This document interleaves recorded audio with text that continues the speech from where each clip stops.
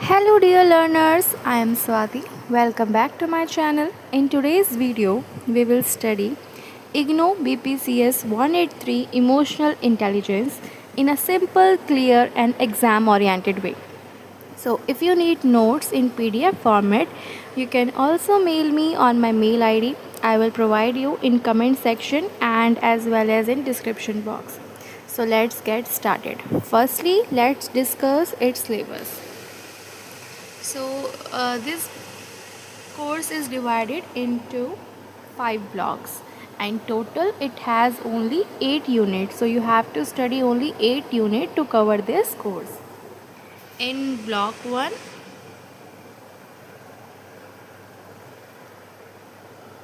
1 is introduction to emotional intelligence. So you will study only about concept of emotion, historical development and components of emotional intelligence and difference between feeling mood and emotions. Okay, so आप basically इसमें emotion के concept, historical development के किस तरीके से emotional जो है ना, इमोशनल इंटेलिजेंस आपकी हिस्टोरिकली डेवलप्ड हुई है, अलग अलग साइकोलॉजिस्ट ने क्या क्या इसके डेफिनेशन एंड व्यूज़ अपने प्रोवाइड किए हैं इसके ऊपर, एंड इमोशनल इंटेलिजेंस के क्या क्या कंपोनेंट्स होते हैं, करेक्टरिस्टिक्स होते हैं, बेनिफिट्स, एडवांटेज एंड डिसएडवांटेज, आप इसमें ये सब चीज़ें पढ़ने वाले हैं. यूनिट नंबर 2 जो है आपको बताएगी इमोशनल कॉम्पिटेंसीज़ के बारे में कि इमोशनल कॉम्पिटेंसीज़ होती क्या हैं और इसके क्या क्या कंपोनेंट्स हैं. ठीक है, और अलग अलग साइकोलॉजिस्ट ने इस कॉम्पिटेंसीज़ के बारे में क्या क्या बताया. ब्लॉक नंबर 3 में आप पढ़ेंगे models of emotional intelligence. Okay, अलग अलग साइकोलॉजिस्ट ने आपके 3 टाइप्स ऑफ मॉडल्स बताए हुए हैं, तो आप उनको पढ़ेंगे और किस तरीके से हम असेसमेंट ले सकते हैं टू एनालाइज इमोशनल इंटेलिजेंस, और असेसमेंट के क्या क्या टाइप्स होते हैं, किस किस तरीके से हम असेसमेंट को ले सकते हैं, उसकी क्या क्या लिमिटेशन एंड एडवांटेज है, आप ये ब्लॉक नंबर 3 में पढ़ेंगे. ब्लॉक नंबर 4 आपको बताएगा मैनेजमेंट ऑफ इमोशंस कि किस तरीके से हम अपने इमोशंस को मैनेज कर सकते हैं. ठीक है, सेल्फ कंट्रोल के ज़रिए, असर्टिवनेस या सेल्फ रिगार्ड और सेल्फ एक्चुअलाइजेशन के ज़रिए, सेल्फ रियलाइजेशन के ज़रिए. ठीक है, और क्या क्या स्ट्रैटेजीज़ हैं जो जिससे हम अपनी इमोशनल इंटेलिजेंस को ना और भी ज़्यादा इम्प्रूव कर सकते हैं. ब्लॉक नंबर 5 में आप पढ़ेंगे इसका एप्लीकेशंस ऑफ इमोशनल इंटेलिजेंस कि इमोशनल इंटेलिजेंस जो है वो अलग अलग कॉन्टेक्स्ट में किस तरीके से अपना रोल प्ले करती है, चाहे वो हमारी एकेडमिक लाइफ हो, सोशल लाइफ हो, पर्सनल लाइफ हो, ठीक है, या प्रोफेशनल लाइफ हो. तो किस तरीके से इमोशनल इंटेलिजेंस जो है हर एक सेक्टर में अपना रोल प्ले करता है और उससे क्या क्या एप्लीकेशंस हैं, क्या क्या एडवांटेज एंड डिसएडवांटेज हैं, क्या लिमिटेशंस आ जाती हैं, तो आप ये जो है ब्लॉक नंबर 5 में कवर करेंगे. ठीक है, तो बेसिकली हम इस वीडियो में ना अपना ओनली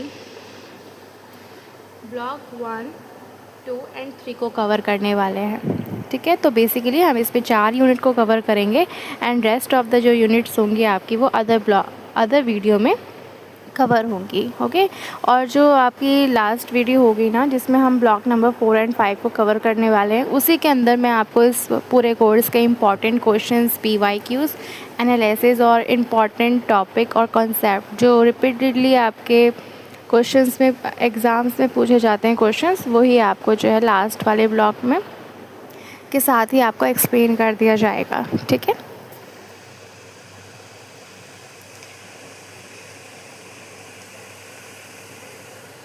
तो सबसे पहले हम समझ लेते हैं block number 1 introduction to emotional intelligence. इस ब्लॉक में ना आपका यूनिट 1 एंड यूनिट 2 दोनों कवर है. तो सबसे पहले हमें इस पे समझना है मीनिंग ऑफ इमोशंस कि इमोशंस का मतलब क्या होता है.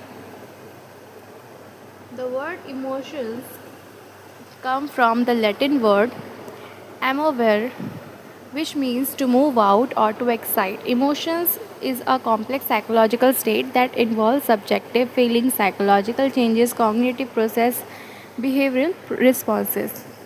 तो सबसे पहले इमोशन होता क्या है आप वो समझ लीजिए. इमोशन जो है ना आपका लैटिन वर्ड से आया है इमोवेर, जिसका मीनिंग होता है टू मूव आउट. मतलब टू मूव आउट का मीनिंग क्या है, जब कोई इनसाइड आपकी चीज़ है, ओके। इनसाइड फीलिंग हो सकता है वो, जब कोई इनसाइड से बाहर की तरफ आपको देखने को मिले, ठीक है। Movement from inside to outside, उसको हम कहते हैं to move out and to excite, ठीक है। टू एक्साइट मतलब जब आप एक्साइटेड हो जाते हैं। तो ये जो इमोशंस है ना, तो हमारे अलग अलग वेज से हमारे रिफ्लेक्ट होती है, ठीक है। एक तरह से ना बहुत ज़्यादा कॉम्प्लेक्स साइकोलॉजिकल स्टेट है। इसमें आपके सब्जेक्टिव फीलिंग्स भी हो सकती हैं, ठीक है। साइकोलॉजिकल चेंजेस भी हो सकते हैं। अब जब आप इमोशनल होते हैं तो ज़ाहिर सी बात है आपके सोचने की जो थॉट्स होते हैं, थॉट्स प्रोसेसिंग में भी चेंज हो जाता है, ठीक है। आपका बिहेवियर चेंज हो जाता है, बिहेवियर में आपके चेंजेस दिखने लगते हैं। अगर आप खुश होते हैं तो आपके हैप्पीनेस जो होती है वो फेस पे रिफ्लेक्ट करती है, आपके पर्सनालिटी में वो रिफ्लेक्ट करता है, एंड आपके बिहेवियर में भी क्या होती है, आप स्माइल करने लगते हैं। तो इसीलिए इसमें क्या बताया, इमोशन जो है ना एक कॉम्प्लेक्स साइकोलॉजिकल स्टेट है। इसके अंदर हम जो है फीलिंग्स को फील करते हैं और उन्हीं को एक्सप्रेस करते हैं, ठीक है, हमारे बिहेवियर के ज़रिए। और इसमें हमारी थिंकिंग जो है ना, थॉट प्रोसेस, उसमें भी चेंज आ जाता है। हम उसी सिचुएशन के अकॉर्डिंग या उसी फीलिंग्स या इमोशन के अकॉर्डिंग ना सोचने लगते हैं और रिएक्ट करने लगते हैं। आई होप आपको ये वाला पार्ट क्लियर हो गया होगा। अब ना अलग अलग साइकोलॉजिस्ट ने ना इसकी डेफिनेशन प्रोवाइड करी हुई है। अमेरिकन साइकोलॉजिकल एसोसिएशन के according, emotion is a complex pattern of changes evolving psychological arousal, feelings and cognitive process and behavioural reactions, okay. तो अमेरिकन साइकोलॉजिकल एसोसिएशन के हिसाब से जो इमोशन है ना, वो एक कॉम्प्लेक्स पैटर्न है जिसमें चेंजेस होते रहते हैं, ठीक है। आप देखिए ना, एक तरह का इमोशंस आप एक बार ही रख सकते हैं, फिर दूसरा इमोशन में आ जाते हैं, फिर तीसरा। अभी सिचुएशन के अकॉर्डिंग क्या होता है ना, इमोशंस चेंज होते रहते हैं। तो इसमें आपके साइकोलॉजिकल थॉट प्रोसेस भी चेंज होता रहता है, ठीक है। आपकी फीलिंग्स चेंज होती हैं, उसी इमोशंस के अकॉर्डिंग जो होती है आपकी फीलिंग्स भी होने लगती हैं, ठीक है। आपका कॉग्निटिव प्रोसेस में भी डिफरेंस आ जाता है, उसमें भी पैटर्न चेंज हो जाते हैं। और ज़ाहिर सी बात है आपकी जो इमोशनल स्टेट रहेगी उसी के अकॉर्डिंग आपका बिहेवियर भी हो जाएगा, उसी के अकॉर्डिंग आप रिएक्ट करने लगेंगे सिचुएशंस पे, ठीक है। और गोलमैन के हिसाब से, गोलमैन क्या कहते हैं कि emotion refers to a feeling and the thoughts, biological states, psychological changes and action tendencies associated with it। तो गलमैन के हिसाब से इमोशन जो है ना, वो एक फीलिंग है या और एक थॉट है, ठीक है, जिसमें बायोलॉजिकल चेंजेस या बायोलॉजिकल स्टेट्स भी देखने को मिलते हैं, साइकोलॉजिकल चेंजेस देखने को मिलते हैं, और ना इसी के अकॉर्डिंग हमारे एक्शन भी ना हो जाते हैं, ठीक है। जो हम फील करेंगे, जो हम सोचेंगे, और जिस तरीके से हमारे थॉट्स होंगे, जो फीलिंग्स होंगी, उसी के तरीके से हम क्या करेंगे, रिएक्ट करेंगे, वैसे ही हमारे एक्शंस भी हो जाएंगे। और सैलोवे एंड मेयर के हिसाब से emotional intelligence is the ability to perceive, understand, regulate and use emotions effectively. और इमोशनल इंटेलिजेंस क्या है सैलोवे एंड मेयर के हिसाब से, ये एक एबिलिटी है। इसमें ना हम अपने इमोशंस को परसीव करते हैं, अंडरस्टैंड करते हैं और उसी के अकॉर्डिंगली रेगुलेट करते हैं। एक तरह से हम अपने इमोशंस को ना यूज़ करें इफ़ेक्टिवली, ठीक है, और उसी के अकॉर्डिंग ना रिएक्ट कर रहे हैं। आगे है डैनियल गोलमैन। डैनियल गोलमैन के हिसाब से emotional intelligence is the capacity to recognize your own feelings and those of others, motivate ourselves and manage emotions effectively। तो डैनियल गोलमैन के हिसाब से इमोशनल इंटेलिजेंस ना एक कैपेसिटी है, उसके अंदर हम अपनी फीलिंग्स को रिकॉग्नाइज करते हैं, साथ ही साथ दूसरों की फीलिंग्स को भी रिकॉग्नाइज करते हैं, खुद को मोटिवेट करते हैं और अपने इमोशंस को ना मैनेज करते हैं इफ़ेक्टिवली। तो ये जो अलग अलग आपने यहाँ पे साइकोलॉजिस्ट के बारे में पढ़ा ना, इन सभी का व्यूज़ आपने पढ़ लिया, इन सभी की डेफिनेशन पढ़ ली कि इनके अकॉर्डिंग इमोशनल इंटेलिजेंस क्या है। तो आप एग्ज़ाम में इनमें से कोई एक मेंशन कर सकते हैं क्या, तो अगर पूछ ली जाए तो। नेक्स्ट आपका आता है करेक्टरिस्टिक्स ऑफ इमोशन। अब इमोशंस के ना क्या क्या करेक्टरिस्टिक्स हैं, क्या क्या इसकी विशेषता है एक तरह से अगर हम देखें तो, है ना, कैसे हम कह सकते हैं कि इमोशंस हैं, कैसे आइडेंटिफाई करेंगे। तो इमोशंस आर सब्जेक्टिव एक्सपीरियंस। जो इमोशंस होते हैं ना आपके, वो कैसे होते हैं, सब्जेक्टिव एक्सपीरियंस होते हैं। ठीक है, आप एक्सपीरियंस करते हैं फीलिंग्स को, love, pride, okay. Second, they involve psychological changes. तो जब आप इमोशन को फील करते हैं तो उसमें आपके ना साइकोलॉजिकल चेंजेस भी आने लगते हैं। आपका थॉट प्रोसेस भी उसी इमोशन और सिचुएशन के अकॉर्डिंग हो जाता है, चेंज हो जाता है। Emotions influence thinking and behaviour. अब इमोशंस क्या करते हैं, इमोशंस ना आपके थिंकिंग को और आपके बिहेवियर को इन्फ्लुएंस करते हैं। मतलब आप जैसे सोचेंगे आप वैसे ही बिहेव करना स्टार्ट कर देंगे। आपके इमोशंस ना आपके बिहेवियर और थिंकिंग को रेगुलेट करते हैं। They very in intensity. अब इमोशंस क्या होते हैं ना, इंटेंसिटी, उस किसी इमोशन की इंटेंसिटी ज़्यादा हो सकती है, किसी की कम हो सकती है। आप कभी कभी ओवर एक्साइटेड हो जाते हैं, कभी कभी ज़्यादा खुश हो जाते हैं, कभी कभी ज़्यादा उदास हो जाते हैं, कभी जो है आप न्यूट्रल रहते हैं। आपको ना हैप्पीनेस ना सैडनेस वाली स्टेट में, ना हैप्पीनेस फील हो रही है ना सैडनेस हो रही है, तो न्यूट्रल हो जाते हैं। तो इसमें इंटेंसिटी क्या होती है ना इमोशंस की, वो वेरी करती है। अब पर्सन टू पर्सन भी ये वेरी कर सकती है। इमोशंस में भी पॉजिटिव और नेगेटिव। इमोशंस जो होते हैं ना वो पॉजिटिव भी हो सकते हैं और नेगेटिव भी हो सकते हैं। ठीक है, और दे आर यूनिवर्सल दो their expression differs across cultures. अब ये यूनिवर्सल होते हैं, इनके जो एक्सप्रेशन होते हैं ना, हर किसी का एक्सप्रेस करने का तरीका अपनी फीलिंग्स को या अपने इमोशंस को ना अलग अलग होता है। अलग अलग कल्चर के हिसाब से या अलग अलग पर्सन्स के हिसाब से वो क्या करते हैं, अपने अपने जो वे है ना उस तरीके से एक्सप्रेस करते हैं इमोशन को।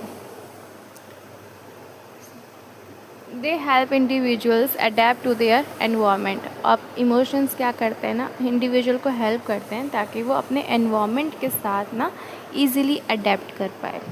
ओके,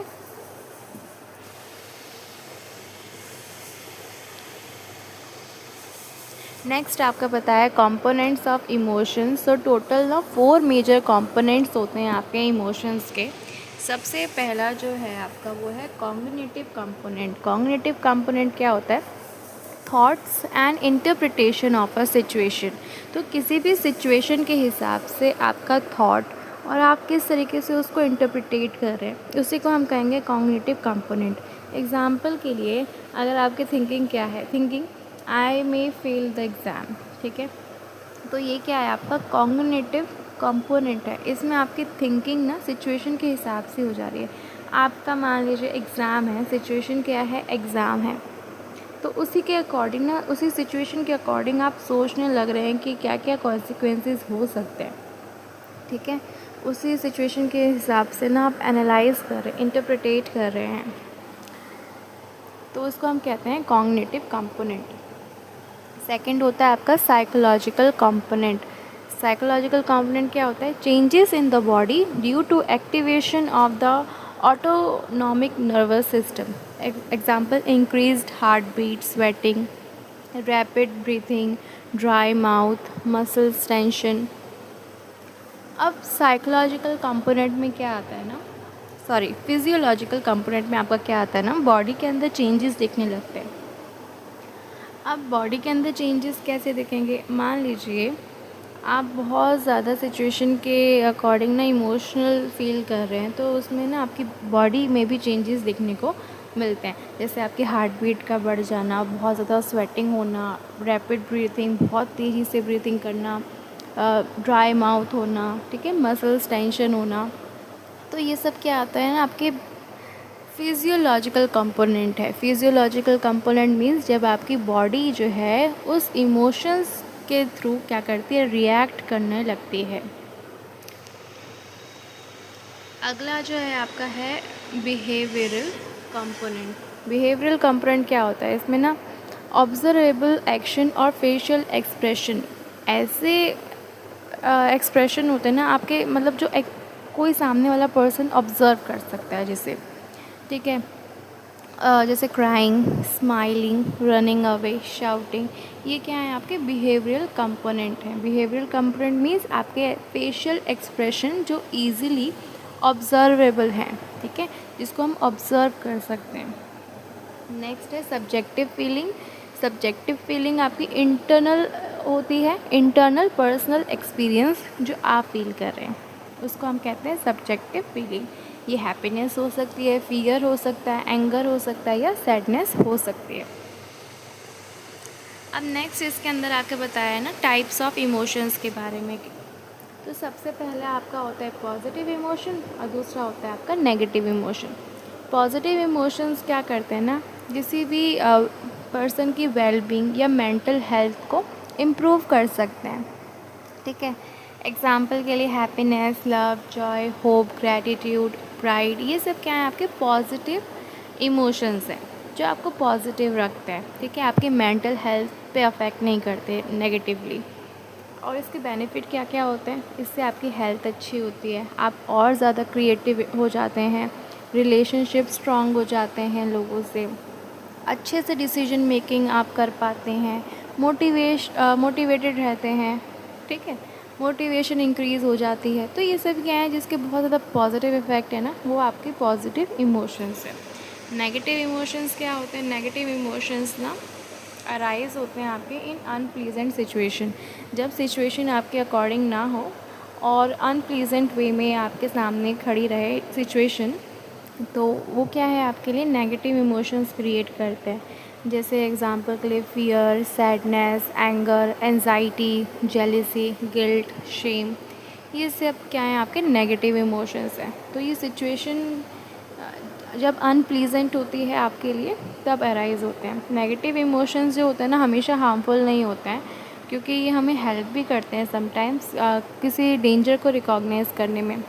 अगर आप देख लेते हैं आपको कोई डेंजर है, आपका अंदर फियर वाली फीलिंग आने लगती है, तो आप क्या करते हैं, उसे कोशिश करते हैं उस डेंजर सिचुएशन से एस्केप करने की अपने आप को, ठीक है। प्रॉब्लम सॉल्व करने के लिए भी क्या होता है, ये नेगेटिव इमोशंस आपकी हेल्प करते हैं। प्रोटेक्ट आवर सेल्फ, अगर हमें पता है सामने अगर हमें फियर फील हो रहा है, ठीक है, तो हम क्या करते हैं अपने आप को प्रोटेक्ट करने के लिए पूरी कोशिश करते हैं। तो ये जब हम उसको पहले से ही फील कर रहे हैं कि कोई सिचुएशन हमें ऐसा फियर अराइज़ कर रही है हमारे मन में, तो हम क्या करते हैं, खुद को प्रोटेक्ट करते हैं। लर्न फ्रॉम मिस्टेक्स, तो जो गलतियाँ हम कर चुके होते हैं, तो नेगेटिव इमोशंस होते हैं ना हमारे मन में बैठे होते हैं उस चीज़ के लिए, तो हम उस गलती को दोबारा रिपीट नहीं करते, अपनी गलतियों से सीखते हैं। तो एक तरह से नेगेटिव इमोशंस भी क्या होते हैं हमारे लिए काफ़ी इम्पोर्टेंस क्रिएट करते हैं। नेक्स्ट है हमारा बेसिक इमोशंस। पाउल एकमैन के अकॉर्डिंग जो हमारे 6 यूनिवर्सल इमोशंस हैं ना, वो कौन कौन से हैं, happiness, sadness, fear, anger, surprise, disgust, ठीक है। तो ये सब जो है ना आपके पॉल एकमैन के अकॉर्डिंग बताए हुए हैं कि आपके टोटल 6 यूनिवर्सल इमोशंस हैं, और यही इमोशंस जो है ना अक्रॉस द कल्चर सभी लोग रिकॉग्नाइज करते हैं, फील करते हैं। अब नेक्स्ट बताया आपका कॉम्प्लेक्स इमोशंस के बारे में, कि जो कॉम्प्लेक्स इमोशंस होता है ना वो रिज़ल्ट है हमारा बेसिक इमोशंस का और सोशल एक्सपीरियंसेस का। मतलब बेसिक इमोशंस आपने जो ऊपर पढ़े हैं 6, ठीक है, और सोशल एक्सपीरियंस कैसे हैं किसी इंसान के, तो उसी के अकॉर्डिंग क्या होगा ना वो इमोशंस फील करेगा। तो कॉम्प्लेक्स इमोशन क्या होते हैं आपके, कॉम्प्लेक्स इमोशन बेसिक इमोशन और सोशल एक्सपीरियंसेस का ही कॉम्बिनेशन होता है। एग्जाम्पल के लिए love, pride, embarrassment, jealousy, guilt, shame, ये क्या है आपके कॉम्प्लेक्स इमोशन हैं, ठीक है, जो आपके सोशल एक्सपीरियंसेस और जो बेसिक इमोशन है उनका मिक्सअप होकर उनको कंबाइन करके बने हैं। नेक्स्ट बताया फंक्शन ऑफ इमोशंस। इमोशंस के क्या क्या फंक्शन होते हैं। सबसे पहला फंक्शन है survival function. Survival function means emotions help us respond quickly to threat, ठीक है। तो इमोशन का फंक्शन क्या है, पहला सर्वाइवल फंक्शन। अगर हमें थ्रेट फील होती है तो हम क्या करते हैं, क्विकली रिस्पॉन्ड करते हैं उस सिचुएशन पर। Example, fear helps us escape danger. Fear क्या करता है, हमारा इमोशन है, और फ़ियर हमें हेल्प करता है कि हम डेंजर से अपने आप को बचा सकें, एस्केप कर सकें।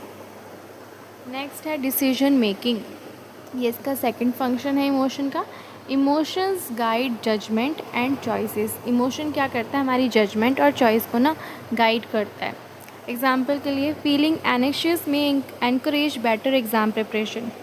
अगर आप बहुत ज़्यादा एनेक्शियस हैं, ठीक है, रिगार्डिंग योर एग्ज़ाम, तो आप क्या करेंगे, अगर आप ये वाली इमोशन को फील कर रहे हैं तो आप एग्ज़ाम के लिए बेटर प्रिपेयर होके जाएंगे। ठीक है, तो आपकी डिसीजन मेकिंग में भी हेल्प करता है आपका इमोशन।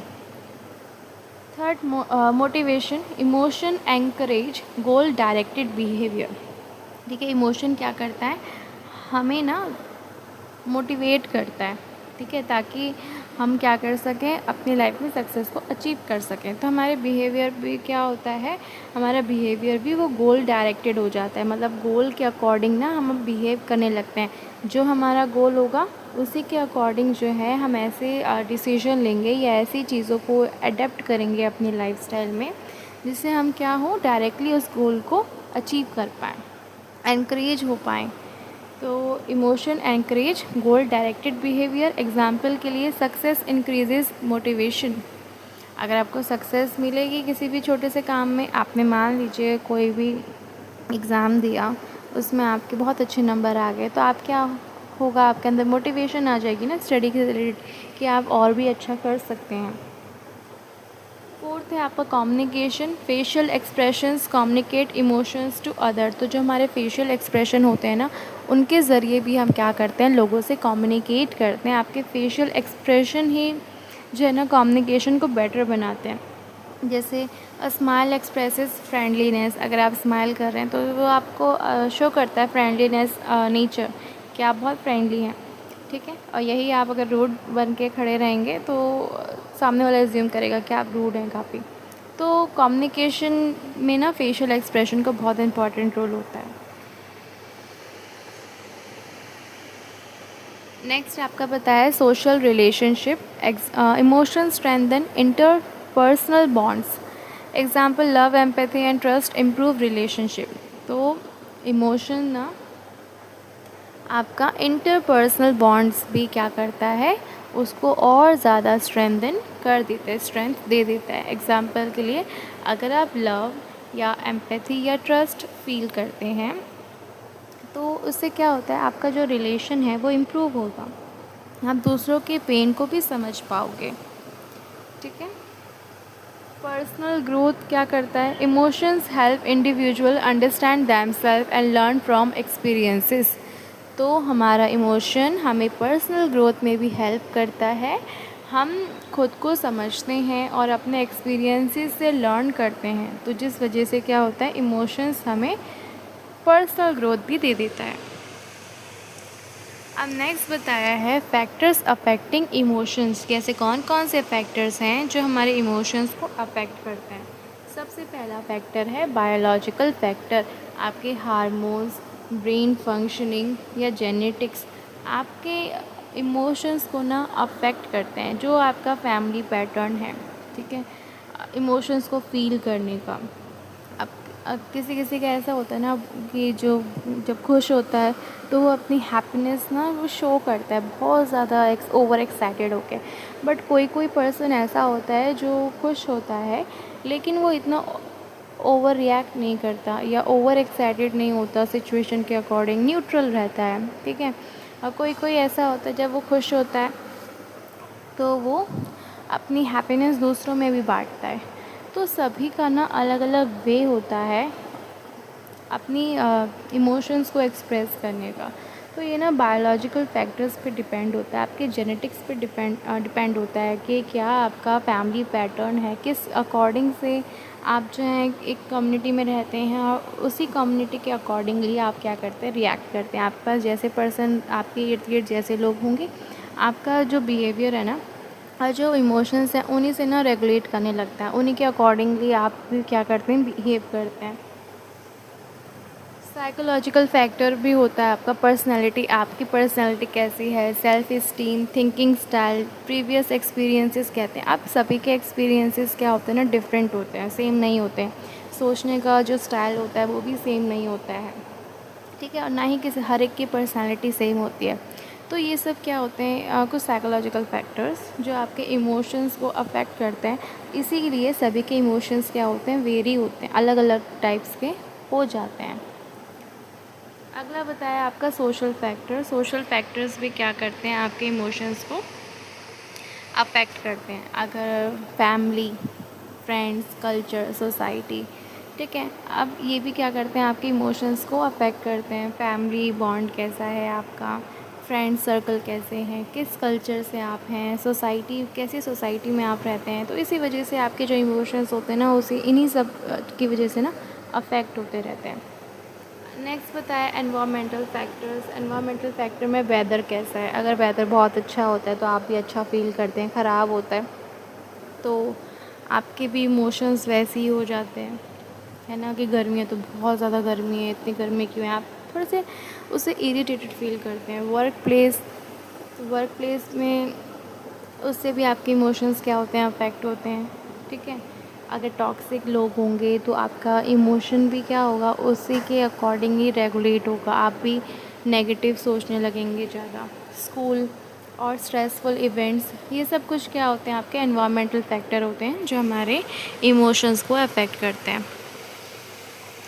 नेक्स्ट बताएं इम्पॉर्टेंस ऑफ स्टडिंग इमोशंस, कि हमें इमोशंस को क्यों स्टडी करना चाहिए, क्यों नेसेसरी है इसको स्टडी करना। तो सबसे पहला क्या है, इम्प्रूव सेल्फ अवेयरनेस। अगर आप इमोशंस को समझते हैं तो इससे क्या होगा, आपके सेल्फ अवेयरनेस क्रिएट होगी, आप अपने बारे में और भी ज़्यादा बातें जो है एनालाइज कर पाएंगे, समझ पाएंगे। आपकी कम्युनिकेशन जो है वो और ज़्यादा इफ़ेक्टिव हो जाएगी। आपका जो स्ट्रेस लेवल है आप उसको भी ईज़िली मैनेज कर पाएंगे। अगर हम अपने इमोशंस पे कंट्रोल करना सीख गए, उसको मैनेज करना सीख गए, तो ज़ाहिर सी बात है हम इतना ज़्यादा स्ट्रेस में रहेंगे ही नहीं। तो हम अपने स्ट्रेस को मैनेज कर पाएंगे, इमोशनल इंटेलिजेंस को डेवलप कर पाएंगे, अपनी मेंटल हेल्थ जो है उसको इम्प्रूव कर पाएंगे। रिलेशनशिप जो है अपने पर्सनल या सोसाइटल, उसमें भी क्या होगा, स्ट्रेंथन आप फील करेंगे, वो भी मजबूत होंगे, और लीडरशिप स्किल्स भी क्या होंगी, आपकी इंक्रीज़ होगी। नेक्स्ट बताया फीलिंग, मूड एंड इमोशंस में क्या डिफरेंस है, ठीक है। सो इमोशंस क्या होते हैं, आपके शॉर्ट लिव्ड होते हैं, ठीक है, थोड़े वक्त के लिए होते हैं। Feeling, personal experience of emotion. Feeling क्या होती है आपकी, जो आप खुद पर्सनल जो है ना एक्सपीरियंस कर रहे हैं। और मूड क्या होता है आपका, लॉन्ग लास्टिंग इमोशनल स्टेट होती है जो लंबे समय तक बनी रहती है। तो पहला डिफरेंस तो यही हो गया। दूसरा क्या है, हाई इंटेंसिटी, ठीक है। इमोशंस जो होते हैं ना, उनकी इंटेंसिटी बहुत ज़्यादा हाई होती है, लोग बहुत ज़्यादा ओवर रिएक्ट करने लगते हैं, है ना, ओवर एक्सप्रेस कर देते हैं, ओवर एक्सप्रेसिव होते हैं। फीलिंग क्या होती है आपकी, मॉडरेट इंटेंसिटी वाली होती है, ठीक है। और जो मूड होता है आपका लो इंटेंसिटी वाला होता है, इसमें आप इतना रिएक्ट नहीं करते हैं। और जो आपके इमोशंस हैं वो किसी स्पेसिफिक इवेंट्स से ही ना ट्रिगर होते हैं। इमोशन आपके किसी भी स्पेसिफिक सिचुएशन को देख के ही अराइज होते हैं। और आपका जो फीलिंग है वो इंटरनल अवेयरनेस से आती है, जो आप इंटरनली फील कर रहे हैं अपने आप में, ठीक है। और मूड जो होता है आपका may not have a clear cause, उसका कोई क्लियर कॉज नहीं होता। आप कभी कभी सोचते हैं ना सैड फील कर रहे हैं या इरिटेटेड फील कर रहे हैं, बट आपको रीज़न नहीं पता कि ये रीज़न क्या है, इसका रूट कॉज क्या है, आप क्यों इतना अचानक से सैड सा फील कर रहे हैं, इरिटेटेड फील कर रहे हैं। तो ये क्या है, आपके मूड है, ठीक है, ये लॉन्ग लास्टिंग होता है। और फीलिंग जो होती है ना आपकी इंटरनल होती है, आप अपने पर्सनल एक्सपीरियंस के ज़रिए क्या करते हैं, उसके अकॉर्डिंग रिएक्ट करते हैं, ठीक है। तो आप खुश भी हो सकते हैं, सैड भी हो सकते हैं। और जो इमोशंस हैं वो आपके हाई इंटेंसिटी वाले होते हैं, और किसी स्पेसिफिक इवेंट से ट्रिगर होके ना आप उससे ही रिएक्ट करते हैं। जैसे कोई इवेंट हुआ, ये स्पेसिफिक इवेंट या सिचुएशन अराइज़ हुई, तो उसी के अकॉर्डिंगली क्या होते हैं आपके जो इमोशंस हैं ना वो ट्रिगर हो जाते हैं। जैसे कोई डेंजर सिचुएशन आई तो आपके मन में फ़ियर आ गया, ठीक है। कोई अनप्लीजेंट सिचुएशन आई जो आपके अकॉर्डिंग नहीं थी या आपके लिए डिसरिस्पेक्टफुल थी, तो एंगर जो है आपका इमोशन अराइज़ हो गया। तो आई होप आपको फीलिंग, मूड एंड इमोशंस में डिफरेंस समझ में आ गया हो। इमोशंस वर्सेस कॉग्निशन, इमोशन और कॉग्निशन में क्या डिफरेंस है? जो आपके इमोशंस होते हैं ना वो फीलिंग बेस्ड होते हैं, वो फीलिंग से ही क्रिएट होते हैं, इमीडिएट होते हैं, जो स्पेसिफिक इवेंट से ट्रिगर होके जो है इमीडिएटली आप उसके अकॉर्डिंग रिएक्ट करते हैं, ठीक है। सब्जेक्टिव इन नेचर होते हैं और इन्फ्लुएंस करते हैं आपके बिहेवियर को। लेकिन जो कॉग्निशन है वो क्या है, आपकी थिंकिंग पर बेस्ड है, आप जैसा सोचेंगे, एनालाइज करेंगे, लॉजिकली होते हैं ये, ठीक है, और वैसे ही आपके डिसीजन भी हो जाएंगे। तो एक तरह से कॉग्निशन आपके डिसीजन मेकिंग को अफेक्ट करते हैं, इन्फ्लुएंस करते हैं, आपको एनालिटिकल बनाते हैं, लॉजिकल सोचने में हेल्प करते हैं, और ये आपकी टोटली थिंकिंग पे ही बेस्ड होते हैं। आपने जो चीज़ें सोची हैं उसी के अकॉर्डिंगली आप क्या करेंगे, डिसीजन बनाएंगे। लेकिन इमोशन आपके सिचुएशन के अकॉर्डिंग अराइज होते हैं। तो इमोशन एंड कॉग्निशन जो है ना हमारी डेली लाइफ में साथ साथ वर्क करते हैं, ठीक है। इमोशनल एक्सप्रेशन क्या होता है? इमोशंस जो है ना हम एक्सप्रेस करते हैं अपने फेशियल एक्सप्रेशन के थ्रू, अपनी voice tone, gesture, body language, eye contact, ये हमारे कुछ वेज होते हैं जिनके ज़रिए हम अपने इमोशंस को शो करते हैं। अगर हम सैड होते हैं तो हमारी वॉइस टोन भी क्या होती है, सैडनेस वाली ही रिफ्लेक्ट होती है, हमारी बॉडी लैंग्वेज भी वैसी हो जाती है, हमारा ज़्यादा किसी से बात करने का मन नहीं करता। तो ये सभी क्या है, आपकी इमोशनल एक्सप्रेशन हैं जो आप एक्सप्रेस करते हैं। नेक्स्ट बताया आपका इमोशनल रेगुलेशन के बारे में। इमोशनल रेगुलेशन मीनिंग क्या होता है कि means managing emotions effectively, means किस हिसाब से हम अपने इमोशंस को मैनेज कर रहे हैं, ठीक है। तो managing emotions is called emotional regulation. Example, deep breathing. अगर हमें कहा जाता है ना ज़्यादा गुस्सा आए तो सबसे पहले गहरी सांस लो। अगर डर फील कर रहे हैं, फियर हो रहा है मन में, तो गहरी सांसें लो, है ना, शांत हो जाएगा मन। तो ये सब क्या होते हैं, आपके टेक्निक्स होती हैं जिससे ना हम अपने इमोशंस को मैनेज करते हैं। Deep breathing, positive thinking, meditation, problem solving, seeking social support. तो ये सब यहाँ पे कुछ हेल्पफुल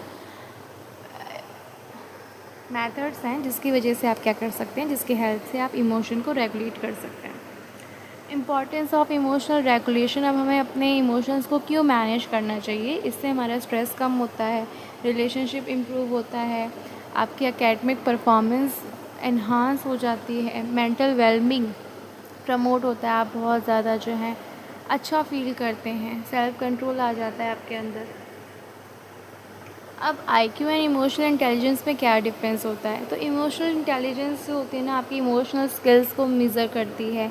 इमोशनल इंटेलिजेंस आप इम्प्रूव कर सकते हैं, ठीक है, आपकी लाइफ में सक्सेस में हेल्प करती है। इमोशंस पर ही इसका मेन फोकस होता है, ठीक है।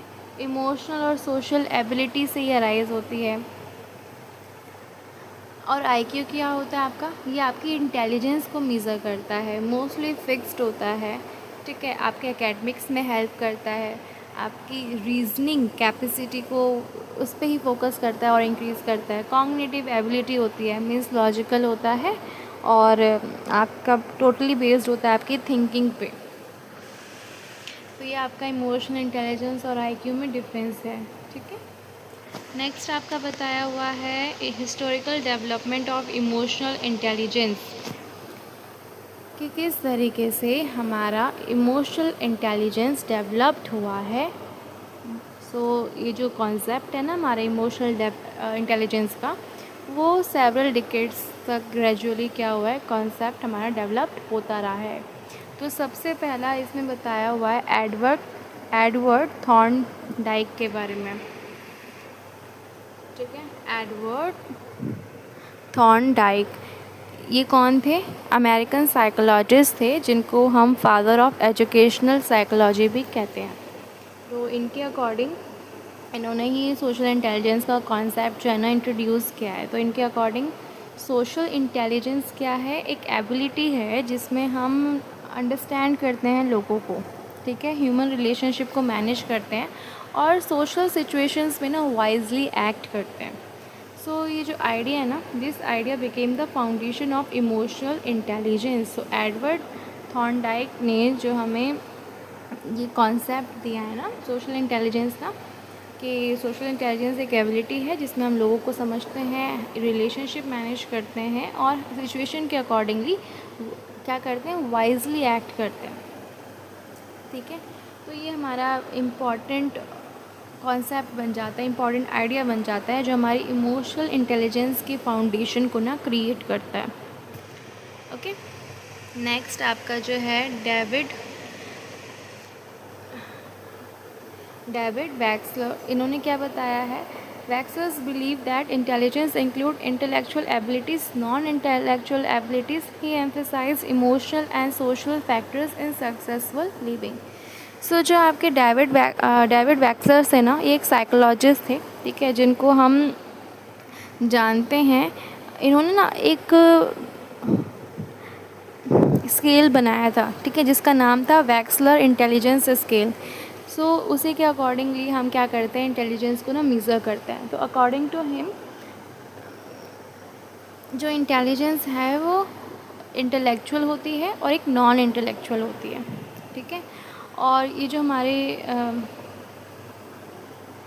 साथ ही साथ ये भी एम्फेसाइज़ करते हैं कि जो इमोशनल एंड सोशल फैक्टर क्या करते हैं, हमको एक अच्छे तौर पे लिविंग सिखाते हैं कि किस तरह से हम अच्छे से जो है ना अपनी लाइफ को जी सकते हैं, अगर हम अपने इमोशनल और सोशल फैक्टर्स को जो है अच्छे से अपनी लाइफ में इन्वॉल्व करें। तो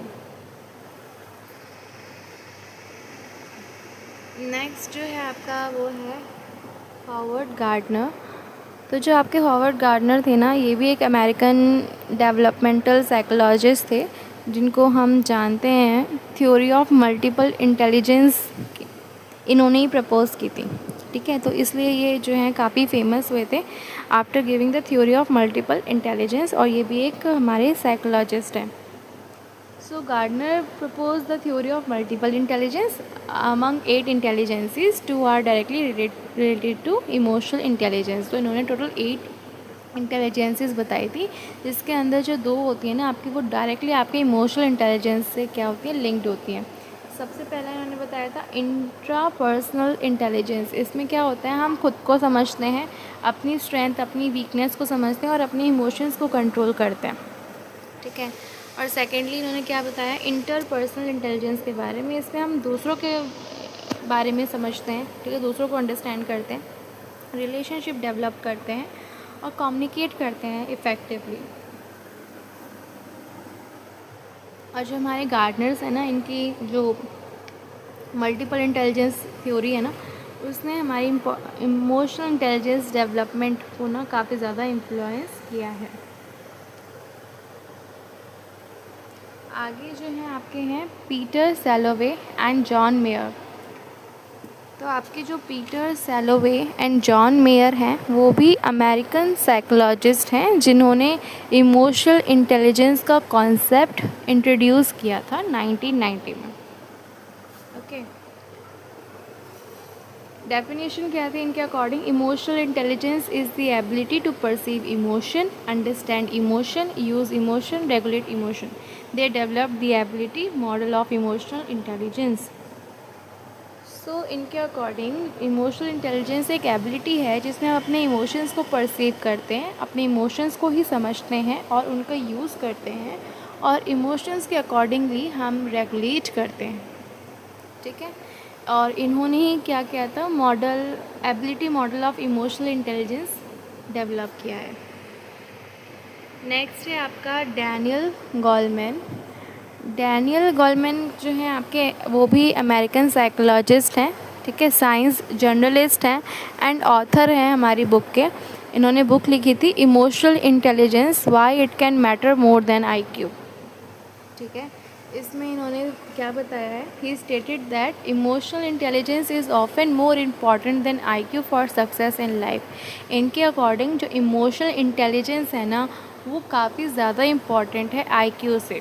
ठीक है, अगर आपके पास इमोशनल इंटेलिजेंस है और आप उसको इफ़ेक्टिवली मैनेज कर सकते हैं तो आप अपनी लाइफ में सक्सेस जो है वो ईज़िली अचीव कर सकते हैं। This model is widely used in education, business and leadership. और जो इनकी मॉडल है ना, वो हम एजुकेशन, बिजनेस और लीडरशिप में इस्तेमाल करते हैं। आप यहाँ पे ना एक टाइमलाइन दे दी है आपकी डेवलपमेंट की, timeline of development emotional intelligence. सबसे पहले 1920 में एडवर्ड थॉर्नडाइक ने सोशल इंटेलिजेंस का में कंट्रीब्यूशन दिया। फिर 1940 में डेविड बैक्सलर ने नॉन इंटेलेक्चुअल इंटेलिजेंस बताई। 1983 में हॉवर्ड गार्डनर ने मल्टीपल इंटेलिजेंस थ्योरी क्रिएट करी। 1990 में सैलोवे एंड मेयर ने इंट्रोड्यूस किया इमोशनल इंटेलिजेंस को। एंड 1995 में डैनियल गोलमैन ने पॉपुलराइज किया इमोशनल इंटेलिजेंस थ्योरी को। ठीक है, नेक्स्ट आपको बताया कंपोनेंट्स ऑफ इमोशनल इंटेलिजेंस कि इमोशनल इंटेलिजेंस के क्या क्या कंपोनेंट्स होते हैं। तो according to Daniel Goleman there are 5 major components. ठीक है, अभी इमोशनल इंटेलिजेंस के आप कंपोनेंट पढ़ेंगे तो डैनियल गोलमैन के हिसाब से 5 मेजर कंपोनेंट्स होते हैं। सबसे पहला जो है वो सेल्फ अवेयरनेस है। सेल्फ अवेयरनेस क्या होता है? जब हम खुद के इमोशंस को, खुद की स्ट्रेंथ और वीकनेस को और वैल्यूज़ को एनालाइज करते हैं, उनको जानते हैं, तो उन्हें हम क्या कहते हैं? सेल्फ अवेयरनेस कहते हैं। इसके करेक्टरिस्टिक्स क्या क्या होते हैं? इसमें ना हम इमोशंस को रिकॉग्नाइज करते हैं कि हमारे खुद के इमोशंस जो है ना वो क्या हैं, अंडरस्टैंड करते हैं खुद का पर्सनल बिहेवियर कैसा है। ठीक है, ऑनेस्ट सेल्फ इवैल्यूएशन करते हैं और कॉन्फिडेंस जो है ये क्रिएट करता है। एग्जाम्पल के लिए, a teacher realises she is becoming angry and calms herself before speaking to students. ठीक है, अगर मान लीजिए टीचर है क्लासरूम में, उसने रियलाइज़ किया वो ना किसी भी बात से जो है ना एंग्री है, गुस्से में है, तो जब वो स्टूडेंट से बात करेगी तो वो अपने आप को काम कर रही है उनसे बात करने से पहले। ठीक है, तो ये क्या है? रियलाइजेशन है। तो सेल्फ अवेयरनेस, खुद के बारे में रियलाइज़ होना। सेकंड जो है आपका सेल्फ रेगुलेशन है। सेल्फ रेगुलेशन एबिलिटी है, इसके अंदर हम अपने इमोशंस को कंट्रोल करते हैं और अपने इम्पल्सिव बिहेवियर को भी क्या करते हैं ना, कंट्रोल करते हैं। इसके करेक्टरिस्टिक्स क्या हैं? सबसे पहला अपने इमोशन को कंट्रोल करना। ठीक है, अडेप्टेबिलिटी क्रिएट करना, रिस्पॉन्सिबिलिटी क्रिएट करना और काम रहना अंडर प्रेशर में। ठीक है, एग्जाम्पल के लिए, instead of shouting during conflict a person discuss the issue calmly. अब कॉन्फ्लिक्ट होता है तो कॉन्फ्लिक्ट में जाहिर सी बात है 2 इंसान या 3-4 इंसान आपस में क्या करेंगे? उस पर आर्ग्यूमेंट करेंगे, लड़ाई करेंगे। ठीक है, लेकिन अगर हमें सेल्फ रेगुलेशन टेक्निक पता है तो हम क्या करेंगे? उस कॉन्फ्लिक्ट वाली सिचुएशन में खुद को जो है ना इमोशंस को कंट्रोल में रखेंगे और कामली जो इशू है, मेन रूट कॉज जो है, उसे हम क्या करेंगे? डिस्कस करेंगे। थर्ड आपको बताया मोटिवेशन के बारे में। ये आपकी ना इनर ड्राइव होती है, इनर फीलिंग होती है, जिसको कब आती है फीलिंग? जब आप कुछ गोल अचीव करना चाहते हो। ठीक है, हालांकि वो गोल काफ़ी डिफ़िकल्टीज भरा भी हो सकता है, लेकिन उसके बावजूद भी जब आप किसी गोल को अचीव करना चाहते हो तो जब आपकी जो इनर फीलिंग होती है ना, वो हमारी क्या होती है? मोटिवेशन होती है। ठीक है, ये ऑप्टिमिज्म हो सकता है, कमिटमेंट हो सकती है आपकी, इनिशिएटिव हो सकता है, आप कोई अचीवमेंट ओरिएंटेशन हो सकता है और परसिस्टेंस हो सकता है। ठीक है, अब इसमें आप क्या करते हैं? अपना एक गोल सेट करते हैं, उस गोल के लिए जो है ना कमिटेड रहते हैं और उसको फॉलो अप करने के लिए इनिशिएटिव लेते हैं, स्टेप्स लेते हैं। ठीक है, एग्जाम्पल के लिए, a student continue preparing for exam despite previous failure. ठीक है, एक स्टूडेंट जो कंटिन्यू जो है ना अपने एग्ज़ाम के लिए प्रिपेयर कर रहा है, हालांकि वो जो पास्ट एग्ज़ाम में कुछ फेलियर उसने फेस किया, बट उसके बावजूद भी, उसकी डिफ़िकल्टीज़ के बावजूद भी उसकी कमिटमेंट जो है वो क्या है? उस एग्ज़ाम को क्लियर करना, वो उसके लिए कमिटेड है। एम्पैथी क्या होती है? ये ना हमारी एबिलिटी होती है जिसमें हम समझते हैं और दूसरों की फीलिंग्स को और शेयर करते हैं, ठीक है। Understand and share another persons feeling. इसमें आप अच्छे से, जो सामने वाला आपको अगर कोई बात आके बता रहा है तो आप उसको अच्छे से सुनते हो, कंपैशन आपके अंदर होता है, ठीक है। रिस्पेक्ट होता है उसके फीलिंग्स के लिए। सेंसिटिविटी जो होती है वो होती है। आप उसका, अगर वो आपको कुछ पेनफुल सिचुएशन अपनी बता रहा है तो आप उसको क्या करते हो, आप उसको फील करते हो, आप उसको एक्टिवली सुनते हो, उसको नेगलेक्ट नहीं करते, उसके फीलिंग्स की रिस्पेक्ट करते हो, ठीक है। एक तरह से आप दूसरों के जो इमोशंस हैं ना उनको समझते हो, ठीक है। एग्जाम्पल के लिए, a teacher notice a student is upset and offers emotional support. जैसे एग्जाम्पल के लिए एक टीचर जो है उसने ये ऑब्ज़र्व किया कि क्लास में जो स्टूडेंट है ना वो काफ़ी अपसेट नज़र आ रहा है, तो वो क्या करेगी, उसको इमोशनल सपोर्ट जो है वो देगी, उससे पूछेगी कि उसके इस अपसेट होने का रीज़न क्या है, okay. Social skills. Social skills क्या होती हैं, आपकी एबिलिटी होती है जिसमें आप लोगों से अच्छे से इंटरेक्ट करते हैं। आपकी communication, leadership, cooperation, team work, conflict resolution, relationship management, ये सभी क्या करती हैं, आपकी सोशल स्किल्स को क्रिएट करती हैं, ठीक है। अगर आप अच्छे कम्युनिकेटर होंगे और अच्छी लीडरशिप क्वालिटी होगी आपके अंदर, ठीक है, टीम के साथ कोऑपरेट करते हैं और कॉन्फ्लिक्ट को क्या करते हैं, सॉल्व करते हैं, ठीक है। कॉन्फ्लिक्ट्स जो है अराइज़ नहीं करते, बल्कि अराइज़ हो भी जाएँ तो सॉल्व करते हैं। और रिलेशनशिप मैनेजमेंट में भी आप बहुत अच्छे हैं। तो ये क्या है, आपके सोशल स्किल्स हैं। सोशल स्किल्स आपको दूसरों के साथ इंटरेक्ट करने की एक एबिलिटी होती है, ठीक है। मैनेजर, एग्जाम्पल के लिए, a manager successfully resolve disagreement among team members. जैसे मैनेजर ने क्या किया, टीम मेंबर्स के बीच कोई डिस्प्यूट हुआ तो उसको अच्छे से सॉल्व कर लिया। अब इमोशनल इंटेलिजेंट जो पीपल होता है ना, उससे क्या क्या करेक्टरिस्टिक्स होते हैं, हम कैसे पहचान सकते हैं कि ये जो इंसान है वो काफ़ी ज़्यादा इमोशनली इंटेलिजेंट है। तो सबसे पहला, वो इमोशंस को समझता है, एंगर को कंट्रोल करता है, स्ट्रेसफुल सिचुएशन में शांत रहता है, ठीक है, और हेल्दी रिलेशनशिप बिल्ड करता है, कम्युनिकेट करता है इफ़ेक्टिवली, एम्पैथी को शो करता है और कॉन्फ्लिक्ट को ना पीसफुली सॉल्व करता है। और कोई भी चेंज होता है ना तो उससे परेशान नहीं होता, बल्कि उसको ना ईज़िली अडेप्ट कर लेता है। रिस्पॉन्सिबल डिसीजन लेता है, ठीक है, और जो भी डिसीजन लेता है उसके लिए खुद को वो रिस्पॉन्सिबल समझता है, ठीक है। मोटिवेट देमसेल्फ, और क्या करते हैं, साथ ही साथ खुद को भी मोटिवेट करते हैं। अब इमोशनल इंटेलिजेंस की क्या क्या इम्पोर्टेंस है, तो इमोशनल इंटेलिजेंस ना आपकी पर्सनल लाइफ में भी काफ़ी इम्पॉर्टेंट होता है, क्योंकि आपकी ये जो हेल्थ है ना, मेंटल हेल्थ, उसको अच्छा करता है, हैप्पीनेस क्रिएट करता है आपके लिए, इमोशनल स्टेबिलिटी की जो फीलिंग होती है ना उसको अराइज़ करता है, सेल्फ कॉन्फिडेंस हाई हो जाता है और ना बेटर डिसीजन मेकिंग आप कर पाते हैं। एकेडमिक लाइफ में भी ये हेल्प करता है, आपकी कंसंट्रेशन इम्प्रूव्ड हो जाती है, बेटर क्लासरूम बिहेवियर हो जाता है, ठीक है, और आपकी मोटिवेशन इंक्रीज़ होती है, आप अच्छे से याद कर पाते हैं चीज़ों को। वर्क प्लेस में भी ये काफ़ी इफ़ेक्टिव होता है, लीडरशिप क्वालिटी बढ़ जाती है, ठीक है, टीम वर्क हो जाता है, टीम के साथ काम करते हैं इफ़ेक्टिवली, अच्छी कम्युनिकेशन रखते हैं, प्रोडक्टिविटी आपकी हाई हो जाती है, स्ट्रेस मैनेजमेंट आ जाता है और कस्टमर सेटिस्फेक्शन इसमें इंक्रीज़ हो जाती है। सोशल लाइफ में भी आपकी जो रिलेशनशिप्स होते हैं वो काफ़ी हेल्दी हो जाते हैं, ठीक है, आप कोऑपरेट करने लगते हैं औरों के साथ भी, ट्रस्ट जो है आपके लिए और दूसरों के लिए आपका बिल्डअप हो जाता है, कॉन्फ्लिक्ट रिजोल्यूशन होते हैं, ठीक है, और सोशल एडजस्टमेंट भी हो जाती है। अब जो है हमारा नेक्स्ट है block number 2, emotional कॉम्पिटेंसीज़।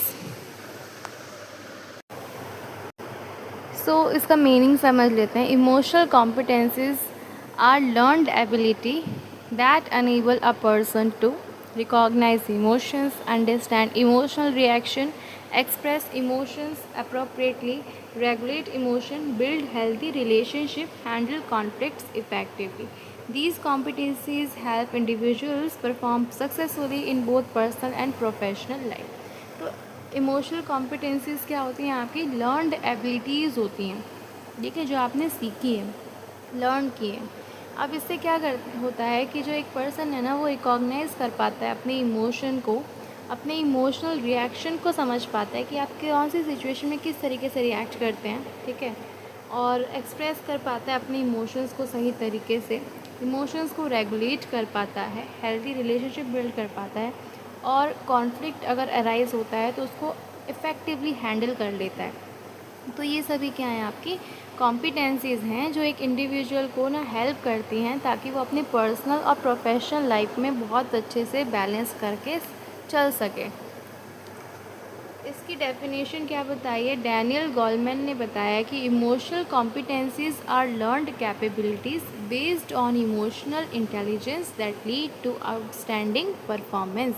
Daniel Goleman के हिसाब से इमोशनल कॉम्पिटेंसीज एक लर्नड कैपेबिलिटीज़ हैं एक इंडिविजुअल की, जो उसके इमोशनल इंटेलिजेंस पे बेस्ड होती है, और यही उसको एक आउटस्टैंडिंग परफॉर्मेंस के लिए लीड करता है।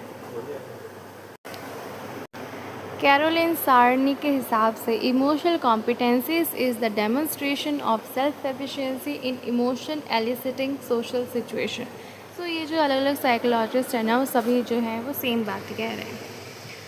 आगे है करेक्टरिस्टिक्स ऑफ इमोशनल कॉम्पिटेंसीज। इनके क्या क्या करेक्टरिस्टिक्स होते हैं। सबसे पहला, हम अपने एक्सपीरियंस के थ्रू लर्न करते हैं, ठीक है, प्रैक्टिस से इसको इम्प्रूव करते हैं, इफ़ेक्टिव कम्युनिकेशन में हेल्प करता है, इमोशनल स्टेबिलिटी को प्रमोट करता है, इंटरपर्सनल रिलेशनशिप जो है ना वो अच्छे हो जाते हैं,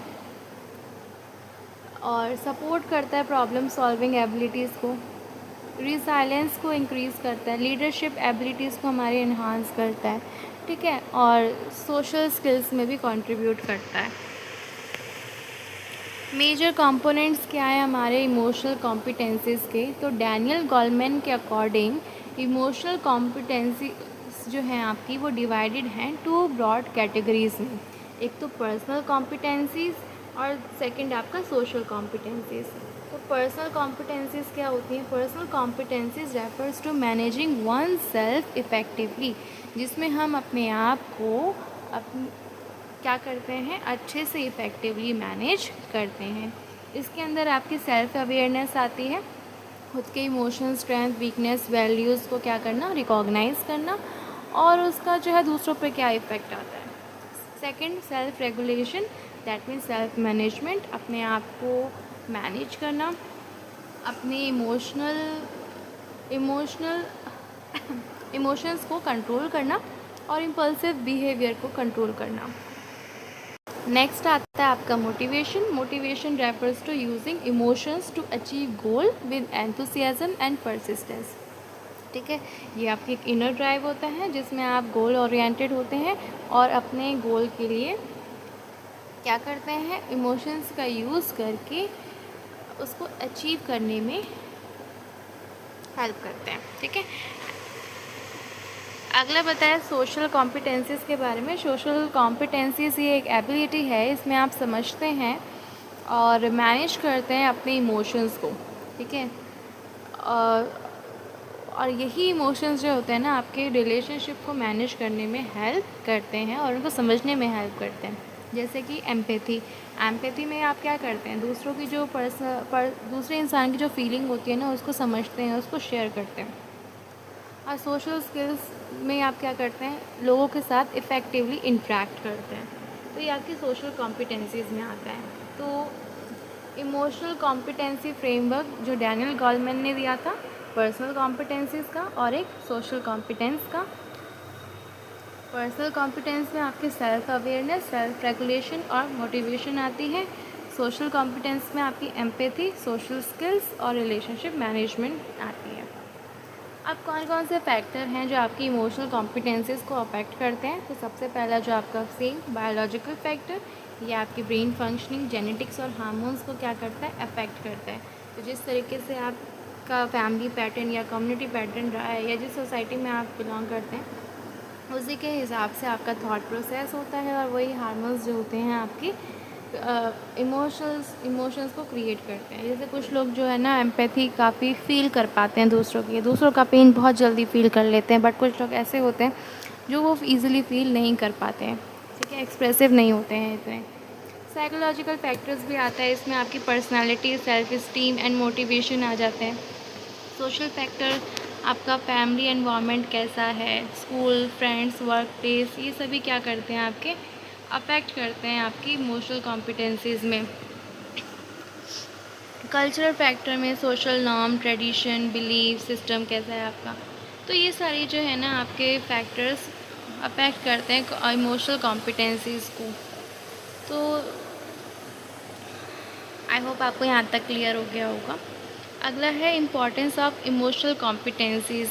इमोशनल कॉम्पिटेंसीज़ में आपका पर्सनल लाइफ, ठीक है, इसमें भी ये इम्पॉर्टेंट रोल प्ले करता है। आपकी मेंटल हेल्थ बेटर हो जाते हैं, इमोशनल स्टेबिलिटी, कॉन्फिडेंस बढ़ जाता है, रिलेशनशिप अच्छे से मैनेज हो जाता है। तो आपने देखा होगा कि आपने जितनी भी अभी तक स्टडी किया है ना, तो उसमें घुमा फिरा के वो सब सेम बात कह रहा है। एजुकेशनल लाइफ में भी इम्पॉर्टेंट रोल होता है इसका। कंसंट्रेशन अच्छी हो जाती है, एकेडमिक परफॉर्मेंस इंक्रीज़ हो जाती है, पॉजिटिव रिलेशन क्रिएट होता है students and teacher. Work place पे भी क्या करता है, अपना इम्पॉर्टेंट रोल प्ले करता है। लीडरशिप जो है आपकी काफ़ी इफ़ेक्टिव हो जाती है, टीम वर्क जो बेटर हो जाता है, कॉन्फ्लिक्ट मैनेज हो जाता है, ठीक है, हायर प्रोडक्टिविटी हो जाती है।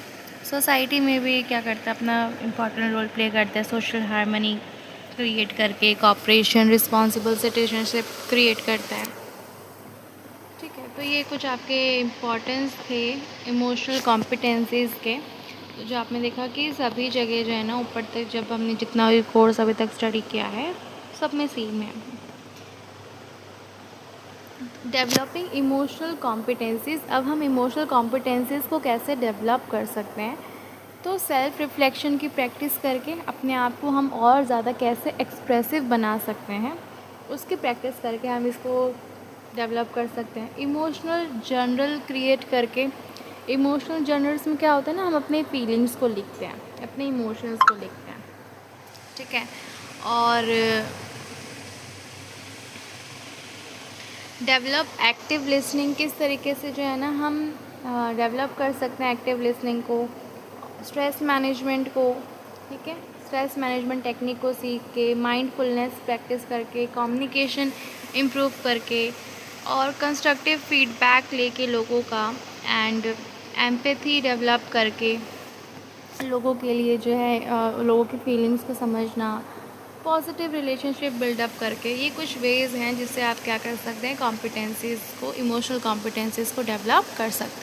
अब इसी में ही आपके कुछ एडवांटेज बता रखे हैं। अगर आप इमोशनल कॉम्पिटेंसीज़ को डेवलप करेंगे तो क्या क्या एडवांटेज हैं, आप जो है ना इमोशनल कंट्रोल कर पाएंगे, इमोशन को कंट्रोल कर पाएंगे, अपना अच्छे से कम्युनिकेशन कर पाएंगे, हेल्थी रिलेशनशिप मेंटेन कर पाएंगे दूसरों के साथ, एकेडमिक परफॉर्मेंस भी आपकी अच्छी होगी और मेंटल हेल्थ भी इम्प्रूव होगी।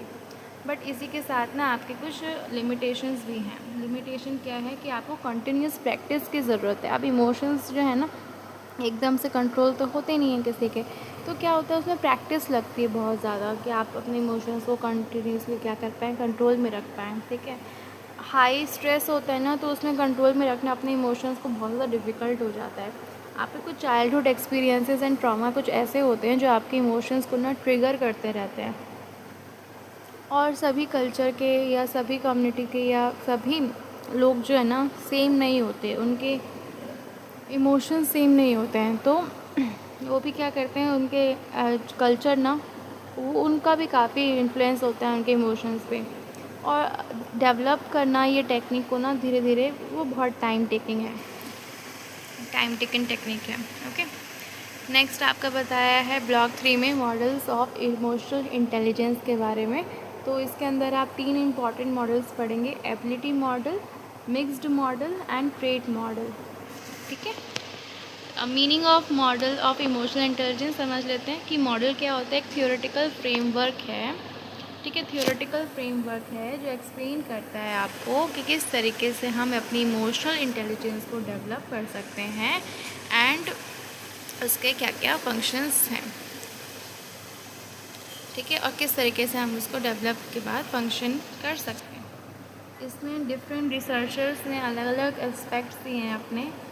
किसी ने फोकस किया है कॉग्निटिव एबिलिटी पे, किसी ने पर्सनालिटी ट्रेट पर, ठीक है, और किसी ने जो है ना कंबाइन कर दिया इमोशनल एबिलिटी को सोशल कॉम्पिटेंसीज़ के साथ। तो कोई एक सिंगल यूनिवर्सली एक्सेप्टेड मॉडल नहीं है।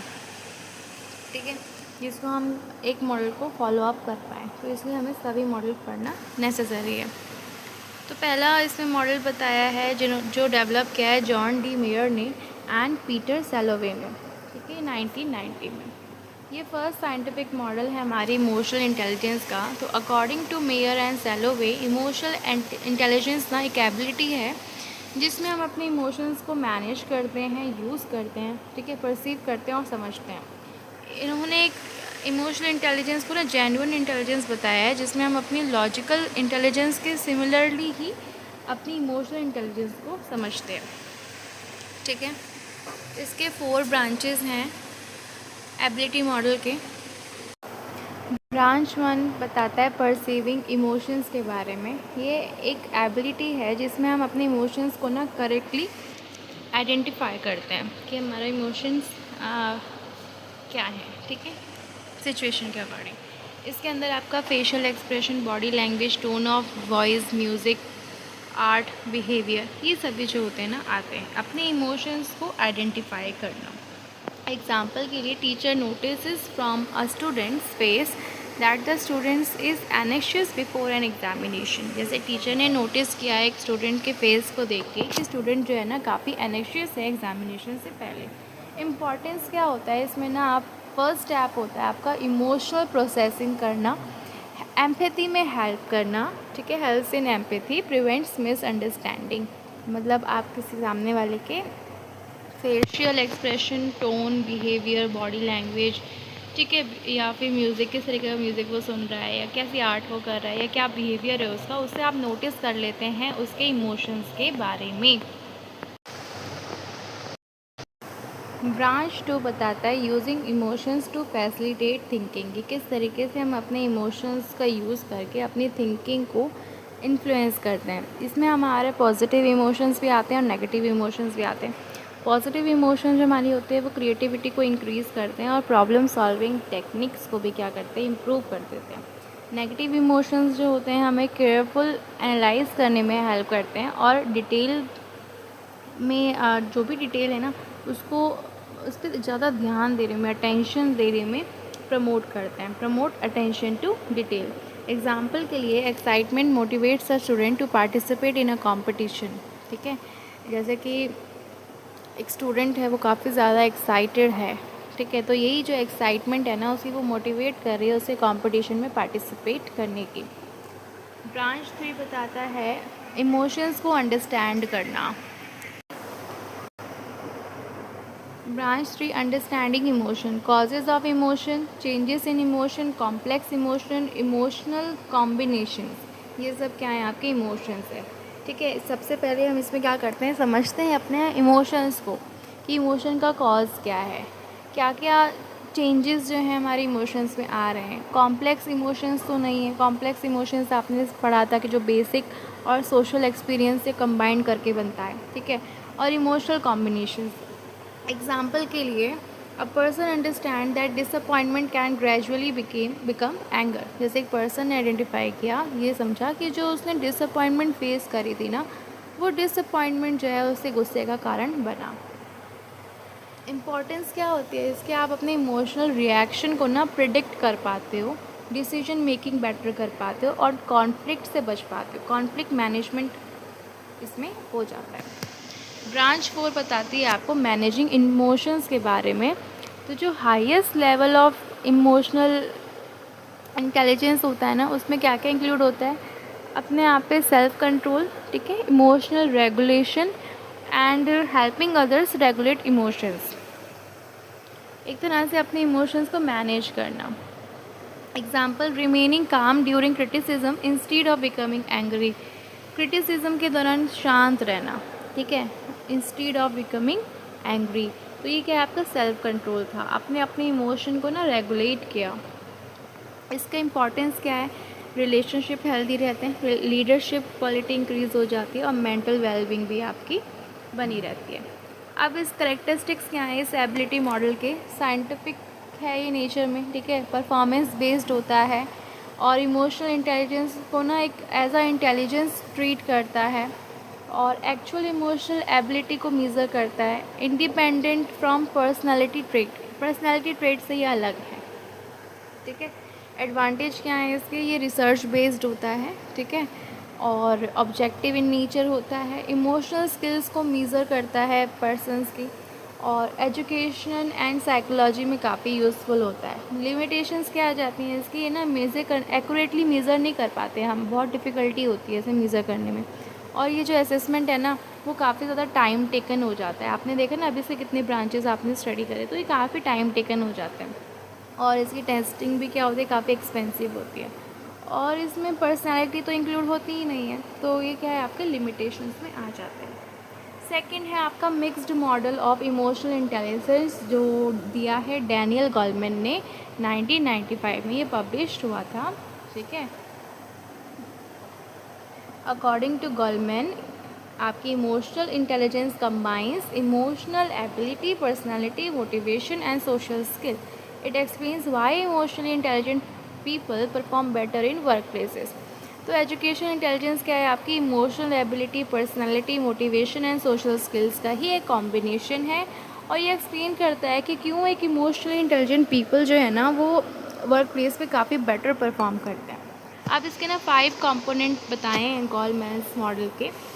सबसे पहला सेल्फ अवेयरनेस, अपने बारे में अवेयर होना, अपनी फीलिंग, स्ट्रेंथ, वीकनेस, वैल्यूज़ और गोल्स को के लिए ना अवेयर होना, ठीक है। Example, teacher realises she become stress before inspection. तो सेल्फ रियलाइजेशन होना, सेल्फ अवेयरनेस आना, इससे आपकी डिसीजन बेटर होगा, कॉन्फिडेंस आएगा, पर्सनल ग्रोथ भी होगी। सेल्फ रेगुलेशन बताया है इन्होंने, गोल्समैन ने, कि किस तरीके से हम अपने इमोशंस को कंट्रोल कर सकते हैं, पेशेंस, ऑनेस्टी, एडेप्टेबिलिटी और सेल्फ कंट्रोल के साथ, ठीक है। जैसे कि इम्पल्सिव आर्ग्यूमेंट्स में ना रिएक्ट ना करना, जो आपको लगता है कि आप इम्पल्सिवली जो है उस आर्ग्यूमेंट में रिएक्ट कर देंगे, तो उसमें रिएक्शन ना देना, इससे आपके कॉन्फ्लिक्ट से आप बचते हैं, आपका बिहेवियर अच्छा होता है, इमोशनल बैलेंस क्रिएट होता है। मोटिवेशन होता है, आपकी इनर डिज़ायर जो होती है ना, आपको हेल्प करती है गोल को अचीव करने में, आप उसके लिए कमिटेड रहते हैं, इनिशिएटिव हो जाते हैं, ठीक है। कंटिन्यू ना आप प्रिपेयर करते हैं उस चीज़ के लिए, डिस्पाइट्स ऑफ रिपीटेड फेलियर। अगला आता है एम्पैथी। एम्पैथी क्या है, दूसरों की फीलिंग्स को अच्छे समझ पाना, ठीक है। एक्टिवली लिसनिंग, रिस्पेक्ट करना उनकी फीलिंग के लिए, उनके लिए केयर करना। बेनिफिट क्या है, इससे आपके रिलेशनशिप बेटर होते हैं, कम्युनिकेशन इफेक्टिव होती है और टीम वर्क जो होता है वो भी इंक्रीज़ होती है। सोशल स्किल्स भी क्या होते हैं आपके, इसमें आप मैनेज कर सकते हैं, मतलब कि अपने जो रिलेशनशिप है ना उनको सक्सेसफुली मैनेज करना, leadership, communication, conflict resolution, team building या कॉपरेशन के थ्रू। इस जो गोलमैन्स मॉडल है ना, इससे क्या क्या कैरेक्टरिस्टिक्स हैं कि ये वर्क प्लेस ओरिएंटेड है, वर्क प्लेस से बेटर इफेक्टिवली वर्क करता है, लीडरशिप फोकस्ड है, प्रैक्टिकल है और पर्सनैलिटी बेस्ड है ना। और इसमें आपने देखा ना पर्सनैलिटी जो है लोगों की वो बताई जा रही है, क्योंकि वो खुद के बारे में ना अवेयर हो रहे हैं। बिहेवियर ओरिएंटेड है। एडवांटेज क्या है इसमें, इजी होता है समझने में, वाइडली यूज़ किया जाता है, ऑर्गेनाइजेशन में हेल्पफुल होता है, लीडरशिप को इम्प्रूव करता है और आपके कम्युनिकेशन को इन्हांस कर देता है। लिमिटेशन क्या हो जाती है कि ना बहुत ब्रॉड कॉन्सेप्ट है, अब सबके बारे में अगर हम सोचेंगे, अब हर एक इंडिविजुअल के इसमें क्या होती है, बात होती है, तो ये क्या होता है, ब्रॉड कॉन्सेप्ट है, डिफ़िकल्ट हो जाता है मेज़र करने में साइंटिफिकली, क्योंकि इसके अंदर पर्सनालिटी ट्रेड्स भी इंक्लूड हो गए हैं। समटाइम्स क्या करता है, ये साइकोलॉजिकल कॉन्सेप्ट को ना ओवरलैप कर देता है। Trait model of emotional intelligence अब नेक्स्ट है, इसमें बताया है ये आपका, ये कॉन्स्टेंटिन पैट्रिडेज ने, ठीक है, डेवलप किया था। इनके हिसाब से emotional intelligence is a collection of emotional self perception that form part of personality. Unlike ability model, trait AI measures how people perceive their own emotional ability. तो कॉन्स्टेंटिन पैट्रिडेज ने बताया है कि जो इमोशनल इंटेलिजेंस है ना, ये इमोशनल सेल्फ परसेप्शन का ही ना एक कलेक्शन है, ठीक है, जो पर्सनालिटी के पार्ट्स है ना अलग है। दैट मीन्स एक तरह से क्या करता है ये हमारा इमोशनल इंटेलिजेंस, हमारे सेल्फ परसेप्शन को ना कलेक्ट करता है और हमारी पर्सनालिटी को फॉर्म करता है, ठीक है। एबिलिटी मॉडल से ये काफ़ी अलग है। इसमें जो है ना बताया कि किस तरीके से जो लोग हैं ना अपने खुद की इमोशनल एबिलिटीज़ को परसीव करते हैं। तो एक तरह से सेल्फ परसेप्शन होना, ठीक है, और सेल्फ परसेप्शन से किस तरीके से हमारी पर्सनालिटी बन रही है, फॉर्म हो रही है, उसको ये बताता है मॉडल। इसके अंदर ना इंक्लूड होता है आपका confidence, emotional expression, emotional control, stress management, optimism, adaptability, self esteem, happiness, empathy. ये जो है ना इसके मेजर फीचर्स हैं। ये इन सभी के बारे में बात करता है। करेक्टरिस्टिक्स क्या है? पर्सनालिटी बेस्ड होता है ये, ठीक है। सेल्फ रिपोर्ट असेसमेंट है, क्योंकि आपने देखा ना इसमें कि खुद की पर्सनालिटी फॉर्म किस तरीके से होती है सेल्फ परसेप्शंस को क्रिएट करके, तो इसमें वही बताया हुआ है आपका। और इमोशनल परसेप्शन मेज़र करता है, स्टेबल होता है ओवर टाइम। एडवांटेज क्या होता है? इजीली आप इसकी असेसमेंट कर पाते हैं, लार्ज सैम्पल के लिए सुटेबल होता है, बिहेवियर प्रिडिक्ट कर पाते हैं आप लोगों का, काउंसलिंग में यूज़फुल होता है। लिमिटेशन क्या है? सब्जेक्टिव इन नेचर होता है, सेल्फ रिपोर्ट पे डिपेंड करता है और समटाइम्स ही बायस्ड भी हो जाती है, ठीक है। तो less objective than ability model. अब यहाँ पे ना 3 मॉडल्स का कंपैरिजन दे दिया है ताकि आप इजीली उनको ना माइंड में रख पाएँ। एबिलिटी मॉडल आपका मेयर एंड सैल्वो ने क्रिएट किया था। इसमें आप एबिलिटीज़ के बारे में बात करते हैं, ठीक है। इमोशनल एबिलिटीज़ पे फोकस किया हुआ है और ये परफॉर्मेंस टेस्ट जो है आपकी जैसी परफॉर्मेंस होगी उसी के अकॉर्डिंग जो है ये आपका बताता है और ये साइकोलॉजी में यूज़ होता है। मिक्स मॉडल आपका डैनियल गोलमैन ने दिया था। इसके अंदर मिक्स्ड कॉम्पिटेंसीज़ के बारे में आप पढ़ते हैं, ठीक है। और कॉम्पिटेंसीज़ एंड लीडरशिप पे फोकस रहता है इसका। सेल्फ रिपोर्ट होता है, खुद को रेट करते हैं और ये ऑर्गेनाइजेशंस में काफ़ी यूज़फुल होता है, ठीक है। एक तरह से कॉम्बिनेशन होता है ये आपका basic emotions and social experiences का। ट्रेट मॉडल आपने पढ़ा, किसने दिया था? पैट्रिडिस ने, ठीक है। इन नेचर क्या है इसका? पर्सनालिटी डेवलप करना, ठीक है। पार्ट किस तरीके से आपका सेल्फ परसेप्शन आपकी पर्सनालिटी को फॉर्म करता है और इमोशनल ट्रेट पे ये फोकस करता है इंडिविजुअल की। सेल्फ रिपोर्ट होती है और पर्सनालिटी रिसर्च, इसमें हम पर्सनालिटी रिसर्च में यूज़ किया जाता है। अब आगे बताया ना असेसमेंट ऑफ इमोशनल इंटेलिजेंस, किस तरीके से ना हम असेसमेंट कर सकते हैं। असेसमेंट होती क्या है? असेसमेंट मीन्स मीज़रिंग इमोशनल इंटेलिजेंस, कि हम इमोशनल इंटेलिजेंस को मीज़र करते हैं और ये हमें हेल्प करता है आइडेंटिफाई करने में इमोशनल स्ट्रेंथ को, वीकनेस को, लीडरशिप पोटेंशियल को किसी भी इंडिविजुअल की, कम्युनिकेशन स्किल्स को और पर्सनल डेवलपमेंटल नीड्स को, ठीक है। अब ईआई असेसमेंट के टाइप्स बताए हुए हैं। सबसे पहला है परफॉर्मेंस बेस्ड टेस्ट किया जाता है, ठीक है। इसमें हम मेज़र करते हैं एक्चुअल इमोशनल एबिलिटी को किसी भी इंडिविजुअल की, कि वो किस तरीके से ना परफॉर्म करेगा सिचुएशन में। इसमें हम इमोशन आइडेंटिफाई करते हैं, प्रॉब्लम जो है इमोशनल प्रॉब्लम सॉल्व करते हैं, अंडरस्टैंड करते हैं इमोशनल सिचुएशन को। और इसका ना मोस्ट फेमस टेस्ट है इसके अंदर मेयर सैलोवे कैरूसो इमोशनल इंटेलिजेंस टेस्ट, ठीक है, MSCEIT। इसका करेक्टरिस्टिक्स क्या है? ऑब्जेक्टिव होता है नेचर में, ठीक है, ऑब्जेक्टिवली आप इसको फिल करते हैं। साइंटिफिक इन नेचर होता है और ना लोगों की एबिलिटी बेस्ड होता है कि उनमें क्या क्या क्षमताएँ हैं सिचुएशंस को डील करने की। सेल्फ रिपोर्ट मीज़र होता है। सेल्फ रिपोर्ट मीज़र में ना इंडिविजुअल आंसर करता है क्वेश्चनरी को खुद के बारे में, ठीक है। इसके अंदर आपका ट्रेट इमोशनल इंटेलिजेंस क्वेश्चनरी या इमोशनल क्वेश्चन इन्वेंट्री, ये सब चीज़ें आ जाती हैं, ठीक है। एडवांटेज क्या है इसका? इजी, फास्ट होता है, इकोनॉमिकल होता है। और डिसएडवांटेज सोशल डिज़ेबिलिटी बायस होता है इसमें कई लोग फेक रिस्पॉन्स भी दे देते हैं। लैक ऑफ ऑब्जेक्टिव होता है। आगे बताए ऑब्जर्वर रेटिंग के बारे में। इसमें ना अदर क्या करते हैं, दूसरे इवेल्युएट करते हैं पर्सनल के इमोशंस और बिहेवियर को, जैसे teacher, friend, supervisor, family member, ये सब क्या करेंगे ना आपके बिहेवियर को ऑब्जर्व करेंगे या किसी भी इंडिविजुअल को।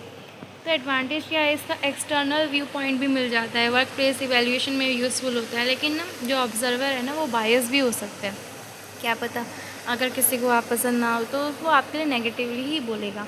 तो पर्सनल ओपिनियन भी इसके अंदर आ जाते हैं, तो ये लिमिटेशन हो गई इसका। आगे है common emotional intelligence assessment tools जो हैं। सबसे पहले जो बताया था आपको MSCEIT, ये मेयर सेलोवे कैरुसो ने डेवलप किया था। ठीक है, इसमें आप इमोशंस को परसीव करते हैं और इसको मेज़र करते हैं। ठीक है, इमोशंस को समझते हैं, किस तरीके से इमोशंस का यूज़ करते हैं, कैसे उनको मैनेज करते हैं। और ये टाइप क्या है आपका? परफॉर्मेंस बेस्ड टाइप है। नेक्स्ट आपने पढ़ लिया इमोशनल क्वोशिएंट इन्वेंटरी के बारे में, जो रियोवेन बारोन ने डेवलप किया था। इसमें आप इमोशनल फंक्शनिंग को मेज़र करते हैं, सोशल फंक्शनिंग, उसकी एडेप्टेबिलिटी कैसी है, स्ट्रेस मैनेजमेंट कैसा है, जनरल मूड कैसा होता है। तो ये सेल्फ रिपोर्ट है, लोग खुद प्रिपेयर करते हैं, खुद मतलब उस क्वेश्चनरी के आंसर्स देते हैं। ट्रेट इमोशनल इंटेलिजेंस क्वेश्चनरी, इसमें ये डेवलप हुआ था किसके ज़रिए? कॉन्स्टेंटिन पैट्रिडीज़ के ज़रिए। ठीक है, इसमें आप इमोशनल्स को मेज़र करते हैं, इमोशनल सेल्फ परसेप्शन को और पर्सनालिटी डायमेंशन को। ये भी एक सेल्फ रिपोर्ट है। अब इमोशनल इंटेलिजेंस असेसमेंट के क्या क्या एप्लीकेशन हैं? तो सबसे पहले एजुकेशनल इंस्टीट्यूशंस में आ जाती हैं। ठीक है, इनका यूज़ होता है। लीडरशिप डेवलपमेंट में भी इनका यूज़ होता है। एम्प्लॉय को सिलेक्ट करने में भी यूज़ होता है। ठीक है, उसकी इमोशनल इंटेलिजेंस जज की जाती है ना, काउंसलिंग सेशन में यूज़ होती हैं। क्लिनिकल साइकोलॉजी में भी यूज़ होता है। पर्सनल डेवलपमेंट में और ऑर्गेनाइजेशनल ट्रेनिंग में यूज़ होता है। अगर हमें समझ में आ जाएगा कि सामने वाले की इमोशनल एबिलिटी क्या है, कैसी कैसी उसकी इमोशनल इंटेलिजेंस है, तब हम जाहिर सी बातें हैं जो है उस इंडिविजुअल के उसको प्रॉपरली ट्रेन कर पाएंगे उसके माइंडसेट्स के अकॉर्डिंग। इसमें लिमिटेशंस भी आ जाती हैं। इमोशनल रिस्पॉन्स जो होता है ना, सिचुएशन के अकॉर्डिंग ना वेरी कर जाता है। अब हर अलग अलग सिचुएशन में अलग अलग रिस्पॉन्सेज आ जाते हैं। कल्चरल रेफरेंसेस जो हैं इमोशन को इन्फ्लुएंस करते हैं। सेल्फ रिपोर्ट टूल्स जो होते हैं ना, हर बार एक्यूरेट नहीं होते। Performance test require expert administration. No universally accepted assessment method, कोई भी ऐसा मेथड नहीं है जिसको हम यूनिवर्सली एक्सेप्ट कर पाएँ। सो इसका जो ब्लॉक नंबर 4 है वो हम अपनी अगली वीडियो में कवर करेंगे। ठीक है, आपको कोई भी डाउट हो तो आप कमेंट सेक्शन में पूछ सकते हैं। PDF के लिए आप मुझे मेल कर सकते हैं। I will provide you my mail ID on in comment section और as well as in description box also. So तब तक के लिए bye bye, thanks for watching.